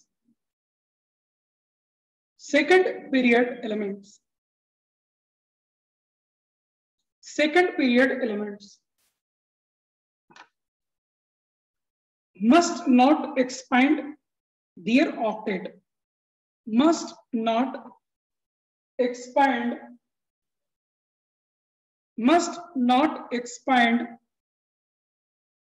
their octet, must not expand their octet, must not expand their octet। यानी कि कहीं पर भी नाइट्रोजन 5 बॉन्ड दिख जाए गलत है, ऑक्सीजन के 4 बॉन्ड दिख जाए गलत है, ठीक है, फ्लोरीन के 3 बॉन्ड दिख जाए गलत है। इन सब चीजों को, फ्लोरीन का 2 बॉन्ड ही दिखेगा आपको, ये सब चीज कहीं दिख जाए तो ये सब आपको गलत है, ठीक है। इस तरह से आपको नहीं चलेगा। जैसे क्वेश्चन में आया हुआ ही आपके सामने रख देता हूं, ठीक है, एक आया हुआ क्वेश्चन ही रख देता हूं।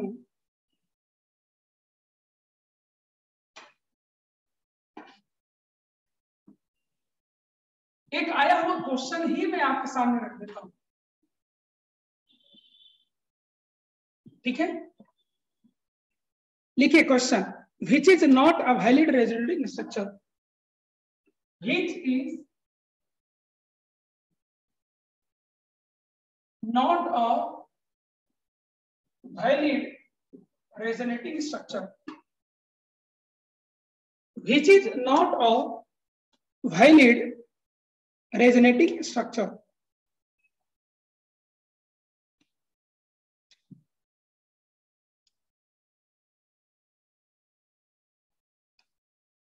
आपको कुछ ऐसे दिया हुआ है,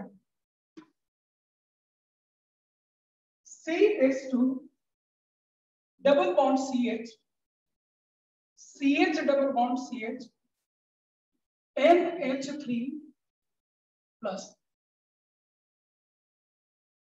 CH2 प्लस,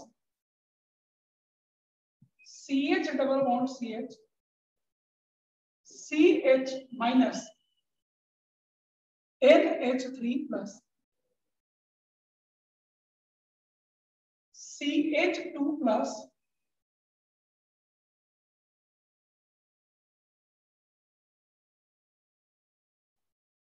CH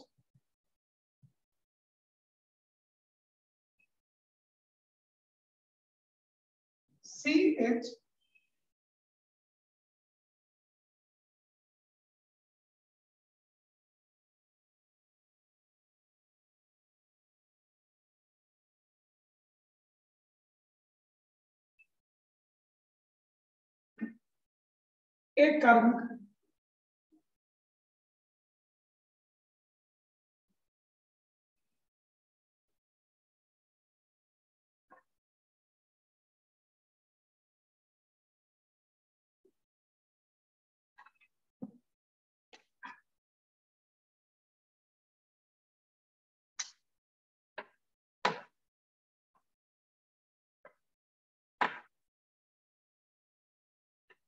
पीयूष आपका ठीक है। ऑक्टेट एक्सपैंड नहीं कर सकते, इसका मतलब है जैसे कहीं पर आपको नाइट्रोजन दिखाई दे तो नाइट्रोजन को आप ऐसे रखिए, 2 2 4 2 6 2 8 इलेक्ट्रॉन रहे, आप ऐसे भी ले जा सकते हैं लेकिन पॉजिटिव चार्ज रहे, तब भी इसके बाउंड्री में 2 2 4 2 6 2 8 इलेक्ट्रॉन। सेकंड पीरियड के एलिमेंट कभी भी अपना ऑक्टेट एक्सपैंड नहीं कर सकते हैं, लेकिन कोई ऐसे करवा दे, इसमें खुद देख लीजिए आप, 2 2 4 2 6 2 8 2 10, इसके बाउंड्री में 10 इलेक्ट्रॉन है। इस तरह का केस नहीं होना चाहिए। और जानते हैं आप, ऐसा बहुत बार क्वेश्चन आया है सब जगह, ऐसा बहुत बार क्वेश्चन आया है सब जगह, जिसमें नाइट्रोजन 5 बॉन्ड बनाए हुए रहता है। चलिए नोट करिए जल्दी, फिर आगे बढ़ते हैं। रूल 3,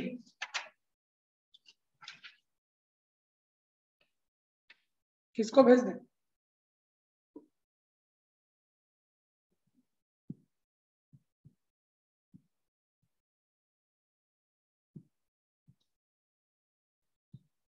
ठीक है, चलिए नेक्स्ट रूल पे आइए। Rule 3,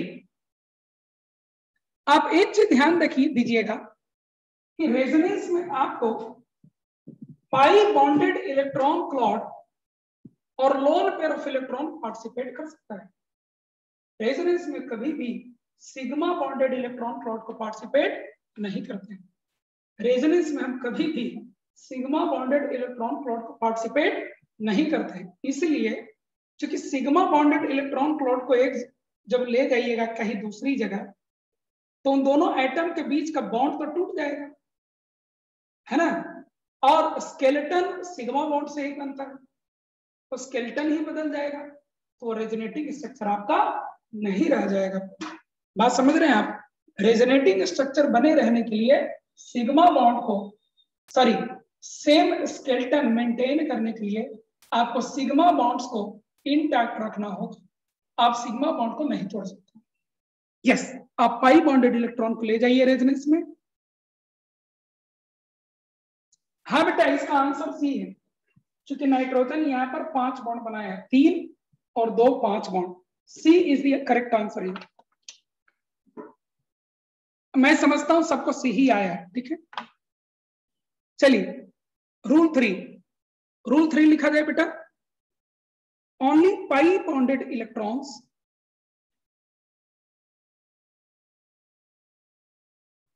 only pi bonded electrons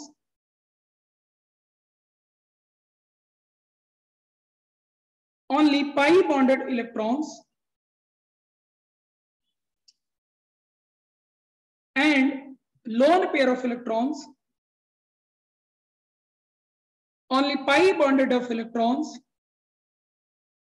and lone pair of electrons can take part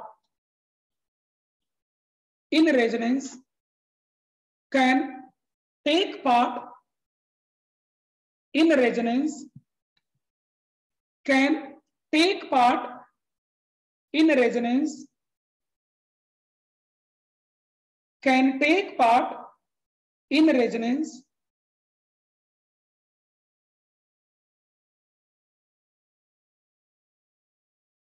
full stop, sigma bonded electrons,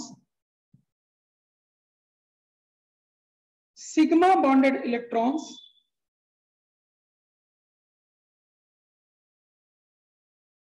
sigma bonded electrons sigma bonded electrons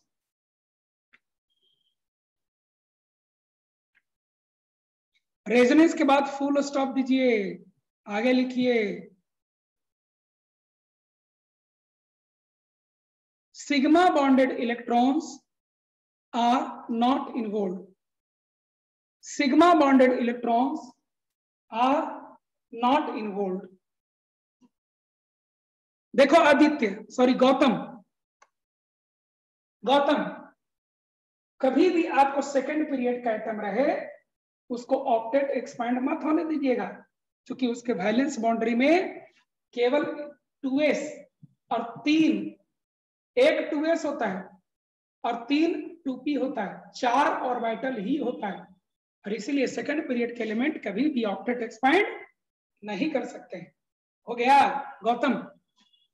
तो इसलिए नाइट, उसके बाद क्या बताया, उसके बाद तो लिखवा रहे हैं, उसके बाद लिखवा रहे हैं बेटा, बाद में किसी से पूछ कर लिख लियो ना, ठीक है। चलो आगे लिखिए, next point. In case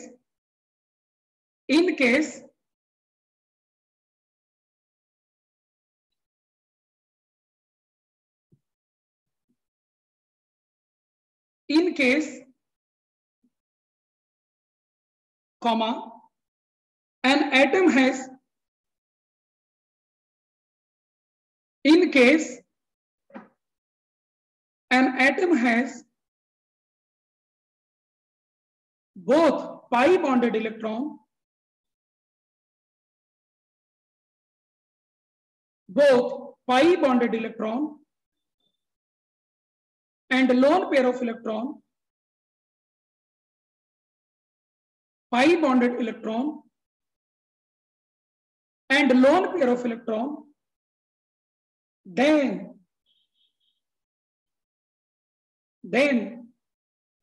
only pi bonded electron, only pi bonded electron take part in resonance. Only pi bonded electron take part in resonance. जैसे मैं एक एग्जांपल देता हूं आपको, इसको देखिए आप,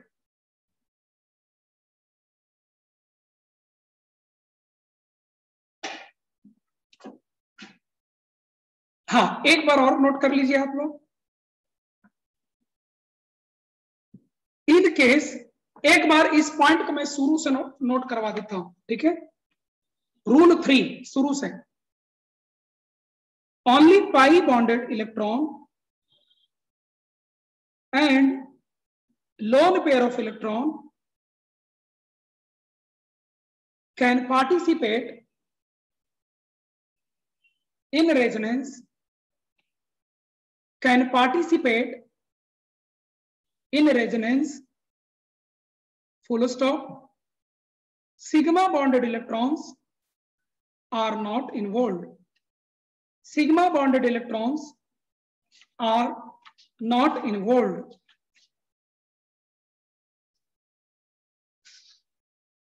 इसी में आगे था, in case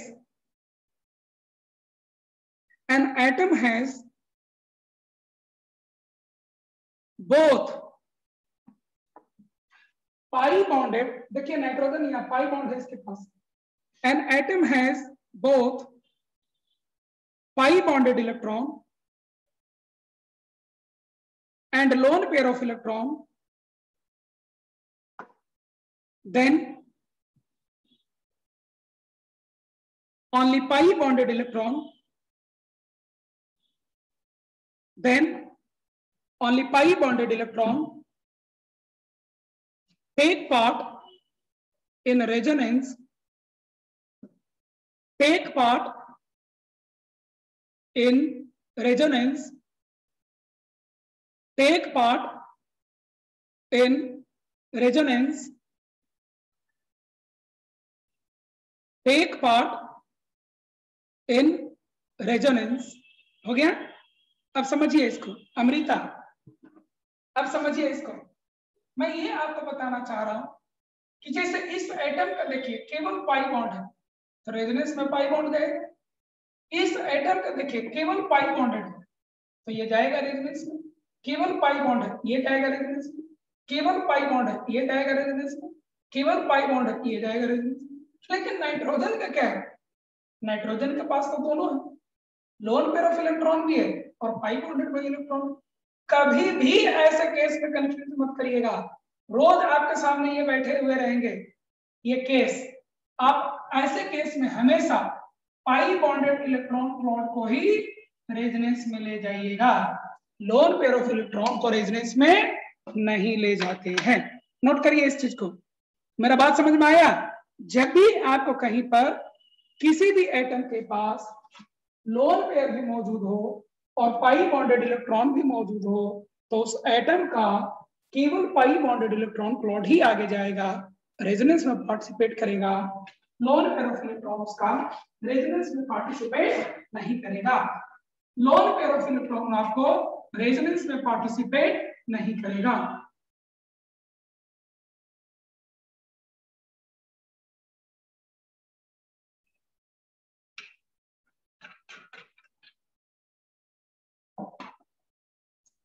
नोट कर लिए? नोट कर लिए? कोई तो बताइए।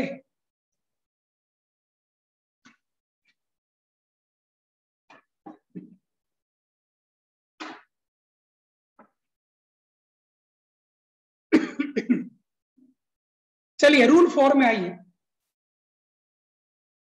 रूल 4 में आइए आप। देखिए केवल पढ़ाई करवाइएगा हमसे तो हम बहुत अच्छा आपको पढ़ाएंगे, लेकिन बीच बीच में आप लिख देते हैं कि ई मत, ई नहीं हो रहा है, वो नहीं हो रहा, बाहर का बात करने लगते हैं। देखो बेटा हम लोग टीचर हैं, एक ह्यूमन बीइंग है, समझे? हम लोग सुपरमैन नहीं है, एक समय में सब काम कर सकते।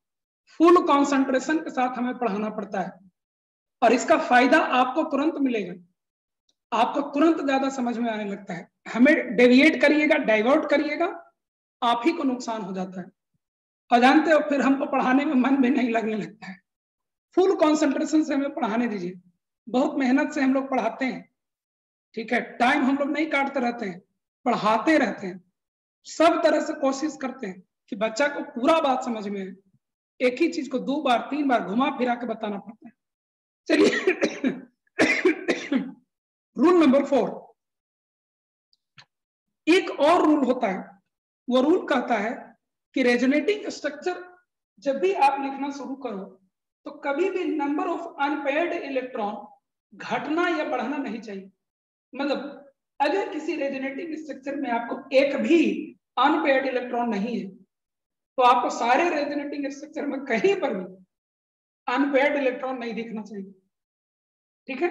यानी नंबर ऑफ अनपेयर्ड इलेक्ट्रॉन सभी रेजोनेटिंग स्ट्रक्चर में कहीं पर भी बदलने नहीं चाहिए। अगर नहीं है तो किसी में नहीं होना चाहिए, अगर एक है तो सभी में होना चाहिए एक, ठीक है? यही चीज को मैं बताना चाह रहा हूं। लिखिए number of unpaired electrons, rule number 4, number of unpaired electrons should remain same. Number of unpaired electrons should remain same, should remain same in all the resonating structures. देखो बेटा रेजोनेटिंग स्ट्रक्चर बहुत आते रहेगा तो उसको RS लिखिएगा, ठीक है? कितना लिखते रहिएगा तो उसको RS लिख के पार करिए। Number of unpaired electrons should remain same in all the resonating structures, should remain same in all the resonating structures. इसका क्या मतलब है? देखिए इसका क्या मतलब है। कई लोगों का कहना होता है कि रेजोनेटिंग स्ट्रक्चर का मतलब होता है खाली इलेक्ट्रॉन को फैला देना, डिलोकलाइज कर देना। कई लोगों का कहना होता है कि रेजोनेंस का मतलब होता है इलेक्ट्रॉन को फैला देना।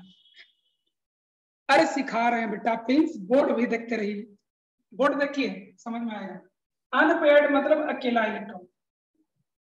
कई लोग का कहना होता है कि रेजोनेंस का मतलब होता है डिलोकलाइजेशन ऑफ इलेक्ट्रॉन फ्लो। आपको जैसे माने वैसे कर दीजिए, कोई फर्क नहीं। नहीं, आपको जैसे माने वैसे नहीं कर सकते, उसके रूल्स हैं, उसके हिसाब से आपको करने होंगे। तो आपको ये देखिए, कोई कहेगा कि हम इसको फैलाना ही नहीं है, हम ऐसे फैलाएंगे, एक इलेक्ट्रॉन यहां ले जाएंगे और एक इलेक्ट्रॉन यहां ले जाएंगे, और ऐसा जब करेंगे तो हमको बन जाएगा CH2 CH CH CH2। एक इलेक्ट्रॉन इसको दे दीजिए और एक इलेक्ट्रॉन इसको दे दीजिए। हमको फैलाना ना है, हम ऐसे फैलाएंगे, हमको मर्जी। तो आपकी मर्जी नहीं चलेगी, जो आपको नियम बना है उसी से आपको रेजोनेंस करवाना होगा। बात समझ गए? जो आपको रूल्स बने हैं उसी से आपको काम करने होंगे, ठीक है। तो यहां पर देखिए, एक भी अकेला इलेक्ट्रॉन कहीं बैठा हुआ नजर आ रहा है? नो। इस केस में देखिए, ए अकेला इलेक्ट्रॉन, इसी को अनपेयर्ड इलेक्ट्रॉन का, एक यहाँ इलेक्ट्रॉन, इसी को अनपेयर्ड इलेक्ट्रॉन का। और कुछ लोग तो बहादुर होते हैं जिनका कमी नहीं है, वो कहते हैं कि हम ऐसे नहीं ड्रॉ करेंगे, हम ऐसे ड्रॉ कर देंगे। देखिए कैसे वो ड्रॉ करना चाहते हैं।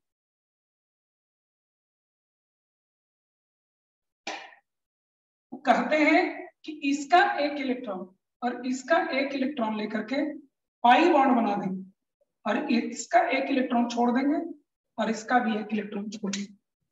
तो मैं आपको थोड़ी देर पहले कह चुका हूं कि सबकी मर्जी नहीं चलेगी, जो आयुपेक की मर्जी है वही चलेगी, ठीक है।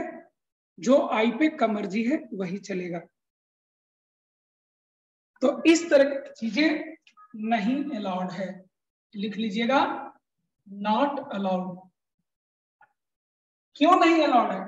क्योंकि यहां पर 0 अनपेयर्ड इलेक्ट्रॉन, यहां पर 2 अनपेयर्ड इलेक्ट्रॉन्स, यहां पर भी 2 अनपेयर्ड इलेक्ट्रॉन्स।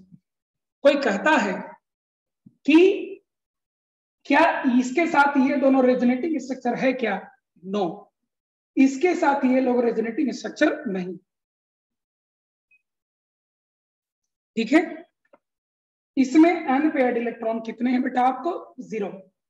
इसमें अनपेयर्ड इलेक्ट्रॉन कितने हैं? 2। कितने हैं अनपेयर्ड इलेक्ट्रॉन बेटा? 2।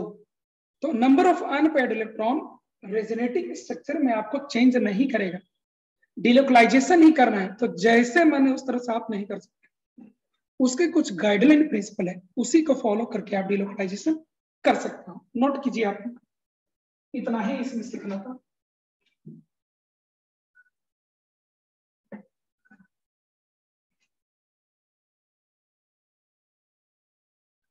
Yes Junaid, very good, well done.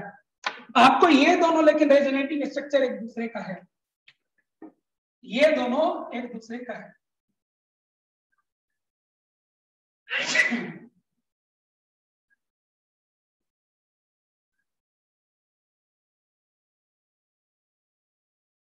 ये दोनों एक दूसरे का रेजोनेटिंग स्ट्रक्चर है। बहुत अच्छा पकड़। अंकुश, तुम भी बहुत अच्छा पकड़े। और क्या बताए वंश मोर? अरे बेटा, रेजोनेंस का मतलब लोगों के दिमाग में, आज भले ही मैं इतना डेप्थ में सिखा रहा हूं, एक एक चीज खोल खोल कर डिटेल में बताते जा रहा हूं, क्या ये मेरे द्वारा बताई गई सारी बातें, क्या 2 महीना बाद भी एक एक चीज एज इट इज आपके दिमाग में रह पाएगा? नहीं, फिर केवल इंपॉर्टेंट बातें ही दिमाग में रह जाती है। तो जब रेजोनेंस करने लगते हैं तो दिमाग में केवल ये रह जाता है कि अरे एक ऐसा चीज जिसमें इलेक्ट्रॉन को डिलोकलाइज कर देवे रहता है, और कुछ छोटी छोटी बातें आपको दिमाग से उतर जाता है। तो ये बात आपको दिमाग से नहीं उतरना चाहिए। नंबर ऑफ अनपेयर्ड इलेक्ट्रॉन, अगर पहला स्ट्रक्चर में आपको 0 है तो सारे रेजोनेटिंग स्ट्रक्चर में नंबर ऑफ अनपेयर्ड इलेक्ट्रॉन आपको 0 ही आने चाहिए। नंबर ऑफ अनपेयर्ड इलेक्ट्रॉन कभी भी आपको किसी भी रेजोनेटिंग स्ट्रक्चर में बदलना नहीं चाहिए। गौतम, रूल 5, रूल 5, रूल 5, चलिए डिलोकलाइजेशन,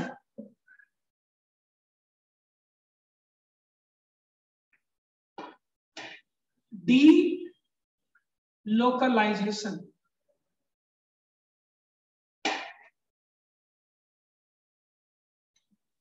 लिखिए delocalisation of electronic cloud, delocalization of electronic cloud, delocalization of electronic cloud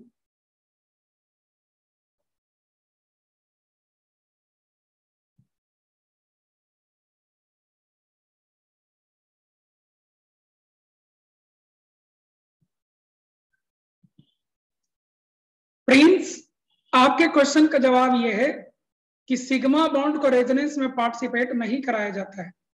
आप जब इन दोनों एंड को एक साथ जोड़ दीजिएगा तो वो इन दोनों के बीच का पहला बॉन्ड बनेगा और वो सिग्मा बॉन्ड होगा, तो इससे स्केलेटन चेंज कर जाएगा। प्रिंस, मैं आपके क्वेश्चन का जवाब दे दिया हूं। पीयूष, टोटल करके ना सेम रहना, हाँ हाँ बेटा, कहीं पर भी रहे लेकिन सेम रहे, नंबर नहीं बदलना चाहिए। पीयूष, पीयूष, टोटल करके सेम रहे लेकिन नंबर नहीं बदलना चाहिए। और प्रिंस, मैं आपके क्वेश्चन का भी जवाब दे चुका हूं, ठीक है। चलिए रूल 5 में आइए। Delocalisation of electronic cloud, delocalisation of electronic cloud,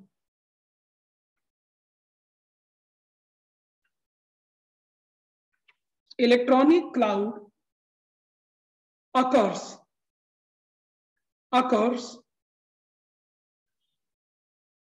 in the same direction, or sense, sense, in the same direction or sense in all the resonating structures, in all the resonating structures, in all the resonating structures, in all the resonating structures। जैसे इसको देखिए, CH2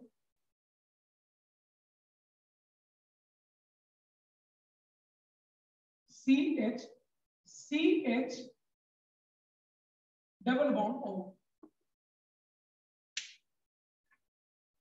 इनको आप देखिए,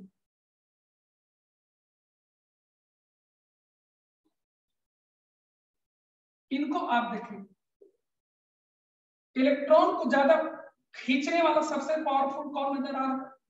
oxygen. इसको electron दे दीजिए, क्या बन जाएगा आपको? CH2 double bond CH, CHO minus and plus, ठीक है, ये आपको बनेगा। इसके बाद आप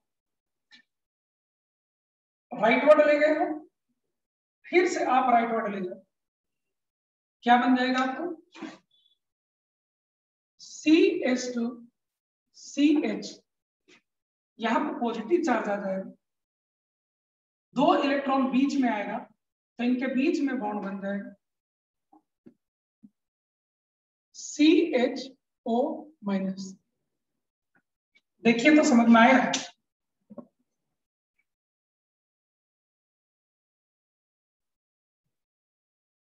देखिए आप लोग समझ में आया?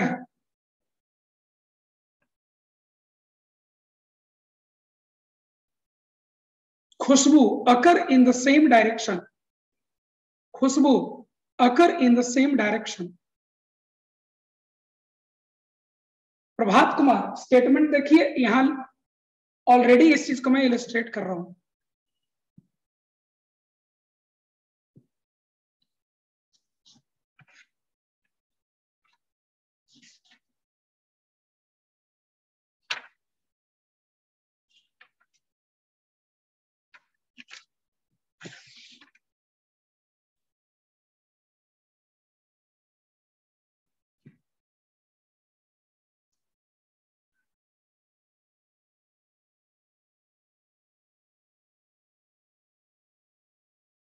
फिर से एक बार देखिए,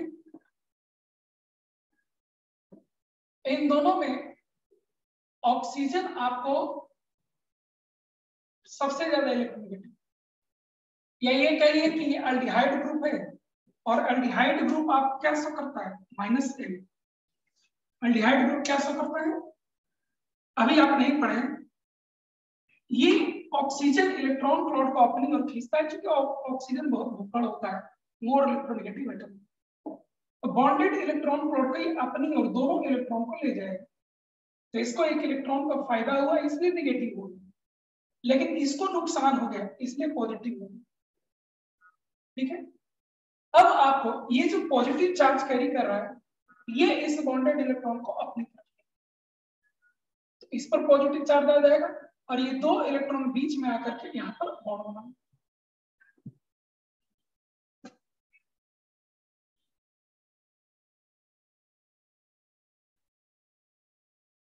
ठीक है,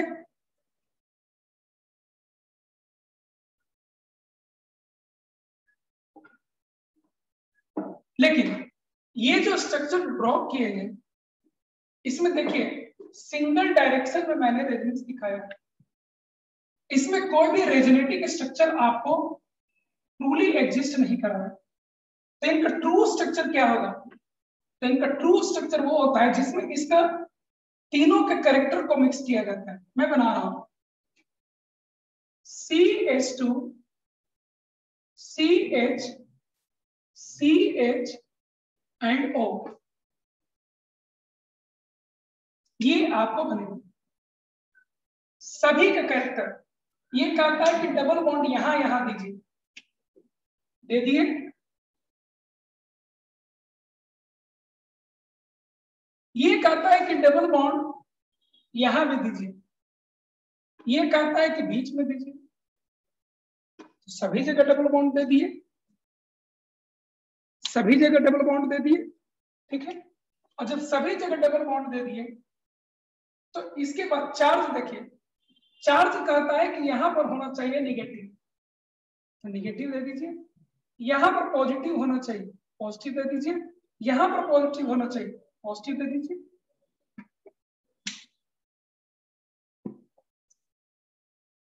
इस तरह से कर सकते हैं।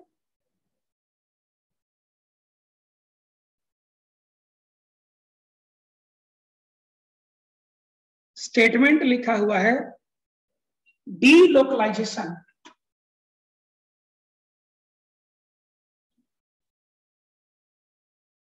देखिए एक टर्म होता है लोकलाइजेशन।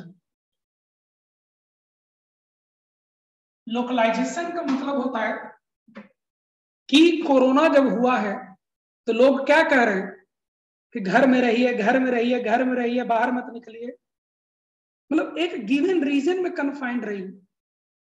जब इलेक्ट्रॉनिक क्लाउड एक गिवन रीजन में कन्फाइंड रहे और वो अपनी जगह को छोड़कर दूसरी जगह नहीं जाए, तो उसको लोकलाइजेशन कहते हैं। गिवन इलेक्ट्रॉनिक क्लाउड एक रीजन में रहे और वो अपनी जगह को छोड़कर दूसरी जगह नहीं जाए, तो इसको क्या कहते हैं? लोकलाइजेशन। और DE लगा देने का मतलब होता है इसका उल्टा, मतलब इलेक्ट्रॉनिक क्लाउड अपनी जगह से छोड़कर दूसरी जगह जाए। डिलोकलाइजेशन का मतलब क्या होता है? इलेक्ट्रॉनिक क्लाउड अपनी जगह को छोड़कर दूसरी जगह आपको जाएगा। तो ये देखिए इलेक्ट्रॉनिक क्लाउड अपनी जगह छोड़कर दूसरी जगह जाना शुरू कर दिया, लेकिन केवल कौन सा इलेक्ट्रॉन जाता है, या तो पाई बॉन्डेड इलेक्ट्रॉन क्लाउड या lone pair of electron cloud जाता है। आपको कभी भी इसमें sigma bonded electron cloud participate नहीं करता है, आपको कभी भी आपको sigma bonded of electron cloud participate नहीं करता है। इसीलिए इस बॉन्डेड इलेक्ट्रॉन क्लाउड को मैंने अपनी जगह से दूसरी जगह ले गया, इसको डिलोकलाइजेशन का। जब इस पर पॉजिटिव चार्ज आ गया तो फिर मैं इसको डिलोकलाइज किया, ठीक है, तो इस पर पॉजिटिव चार्ज आ गया और डबल बॉन्ड आपको बीच में आ गया। लोन पेयर का रेजोनेंस में नहीं तब करते हैं जब उसी एटम पर लोन पेयर ऑफ इलेक्ट्रॉन और पाई बॉन्ड दोनों हो। तो आधा बात याद रखते हो आदित्य, आधा भूल जाते हो। पाइरीडीन का एग्जाम्पल दिए थे, नाइट्रोजन के पास लोन पेयर और पाई बॉन्ड दोनों था, वैसे केस में हम लोग लोन पेयर को पार्टिसिपेट नहीं करवाते बल्कि पाई बॉन्डेड इलेक्ट्रॉन क्लाउड को पार्टिसिपेट करवाते हैं। लेकिन अगर किसी एटम के पास केवल पाई बॉन्ड ही हो तो पाई बॉन्ड ही ना रेजोनेंस में जाएगा। अब बोलिए आप फिर से दिक्कत आप लोग।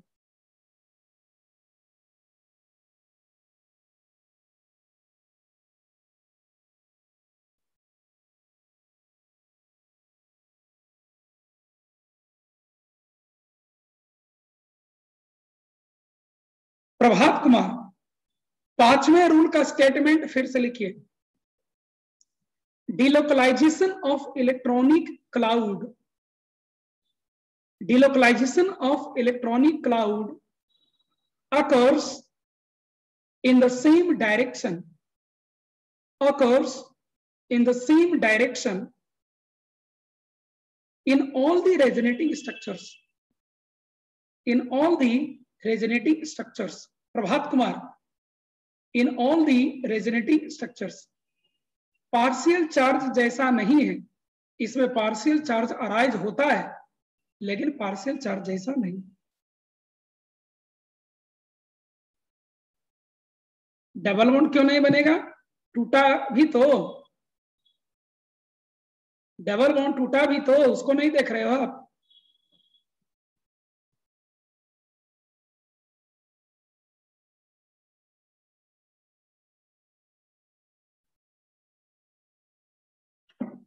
देखो इसका पॉजिटिव चार्ज यहां पर आया और इसका पॉजिटिव चार्ज यहां पर, और ये नेगेटिव चार्ज केवल इसके ऊपर होगा। गौतम,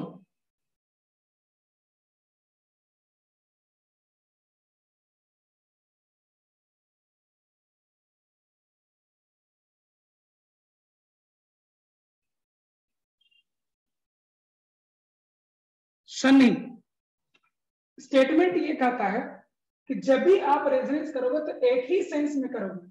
राइटवर्ड तो तीनों में देखिए राइटवर्ड, यहां भी राइटवर्ड, यहां भी राइटवर्ड, एक में राइटवर्ड और दूसरे में लेफ्टवर्ड नहीं दिखाते हैं, एक में राइटवर्ड और दूसरे में लेफ्टवर्ड नहीं दिखाते हैं। राइटवर्ड तो सब में राइटवर्ड और लेफ्टवर्ड तो सब में लेफ्टवर्ड।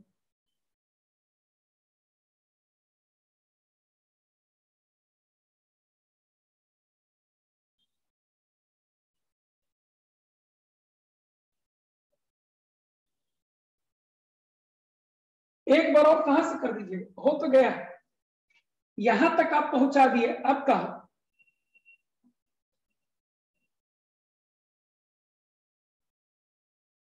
आदित्य, मैं आपके क्वेश्चन का जवाब दे चुका हूं, सनी को क्लियर हो चुका है। अंकुश, रेजोनेटिंग स्ट्रक्चर में number of pi bond change कर सकते हैं, हाँ ये चेंज होते रहेगा अंकुश, अंकुश चेंज होते रहेगा।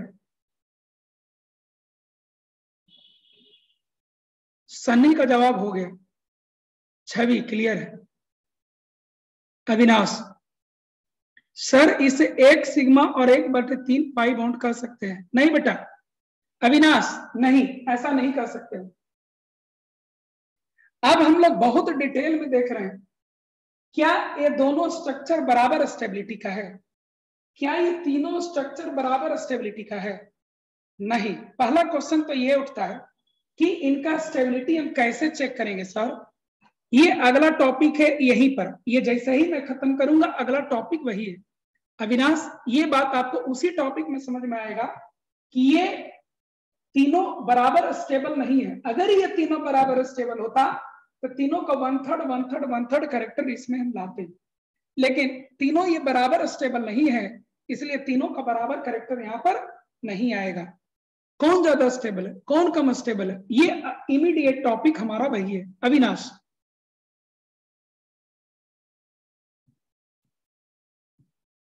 सुमित, जिसको डिलोकलाइज करते हैं उसी पर पॉजिटिव आता है।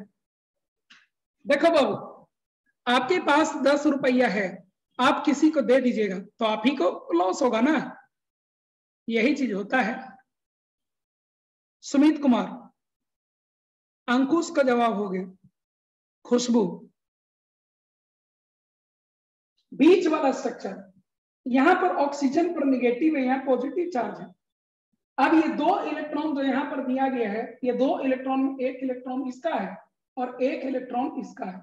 इन दोनों इलेक्ट्रॉन को जब बीच में ले आइएगा तो 1 इलेक्ट्रॉन जो इसका था वो तो इसी के लिए काम करेगा, लेकिन इसका वाला जो इलेक्ट्रॉन था वो इसके लिए काम करने लगेगा, तो ये एटम न्यूट्रल हो जाएगा, लेकिन इसके ऊपर पॉजिटिव चार्ज आ जाएगा।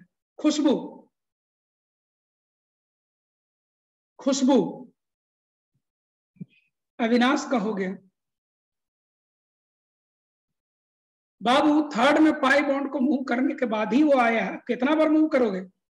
कोई काम एक बार करना है, उसको बार बार कर दीजिएगा तो गलत हो जाएगा, ठीक है। गौतम, रेजोनेंस में एक बार हम उसको डिलोकलाइज करते हैं, बार बार नहीं करते हैं। Sumit Kumar, clear. How to know that how many resonating, अभी खत्म नहीं ना किए हैं बाबू। Prabhat Kumar, resonating structure draw करने के तरीके हम लोग अब सीखेंगे धीरे धीरे, ठीक है। आपका जवाब आ जाएगा, आगे का टॉपिक में आपको आ जाएगा। सन्नी, रेजोनेंस के बाद टोटल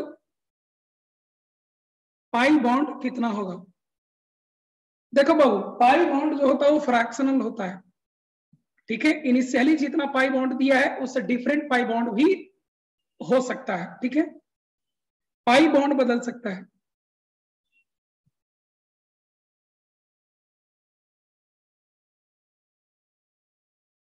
ब्लैक मार्कर से जो लिखे हैं ये हाइब्रिड स्ट्रक्चर बता रहा है, resonance hybrid. Sunny Kesari, resonance hybrid structure ये आपको बता रहा है, ठीक है। अभिषेक का क्लियर है, गौतम क्लियर है। पीयूष, बॉन्ड ऑर्डर इसमें कितना होगा रेजोनेंस स्ट्रक्चर में? देखो बाबू, यहाँ बॉन्ड ऑर्डर को सर्टेनली नहीं बताया जा सकता है, ये तभी बताया जा सकता था जब ये एग्जैक्टली मुझे पता होता कि इनके एग्जैक्टली कितने % कैरेक्टर यहाँ आए हैं, और ये हमें कभी नहीं पता चलेगा, और इसीलिए एग्जैक्टली यहाँ पर बॉन्ड कैरेक्टर कितना होगा ये हम नहीं बता सकते हैं। कहिएगा कि सर केमिकल बॉन्डिंग में तो आप बता देते थे, वहां मैं इसलिए बता पाता था क्योंकि सारे स्ट्रक्चर आपको बराबर स्टेबिलिटी वाले रहते थे। पीयूष, मैं आपको क्वेश्चन का जवाब दे दिया हूं, एक ही कंपाउंड में मल्टीपल इफेक्ट हो सकते हैं। हाँ, हो सकते हैं, हो सकते हैं। आस्था, सन्नी का जवाब हो गया। सन्नी, सर एक बार समझा तो दिए बाबू, कितना बार समझाए वही चीज। पीयूष का हो गया। डिलोकलाइजेशन ऑफ इलेक्ट्रॉन के लिए भी एनर्जी लगता है, लगता नहीं है, देता है, ठीक है। Shubham Kumar, delocalisation of electron cloud में एनर्जी लगता नहीं है, देता है, ठीक है।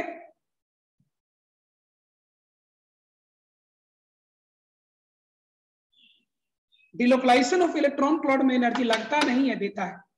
मैं समझता हूं ये टॉपिक मैं यहीं पर रोकता हूं, खत्म नहीं हुआ है, चलते रहेगा, ठीक है। नेक्स्ट डे हम लोग फिर से मिलते हैं। रेजोनेंस, हाँ, केमिकल बॉन्डिंग वाला कॉन्सेप्ट तब लगेगा जब सारे रेजोनेटिंग स्ट्रक्चर बराबर स्टेबिलिटी के, अगर नहीं रहा तो गलत हो जाएगा। आएगा नेक्स्ट डे, इस चीज का क्लेरिफिकेशन आपको मिलेगा, ठीक है। Thank you all, thank you.